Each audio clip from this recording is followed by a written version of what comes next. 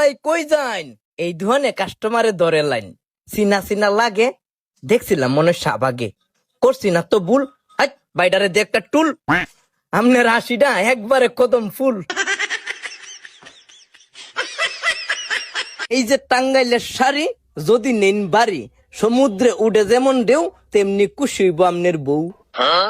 High রে শাড়ির colour, কিছু নাই বলার। ভাই আমনের বেটি কি ফর্সা? আহা অকালে বর্ষা। দেন না যে ফার্ম, এখন কইন শাড়িটার কত দাম?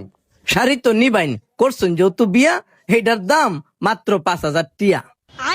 দাম তো না ব্যাঙ্গের ছাতা, দামাদামি করলে মনে ফায়াম বেতা।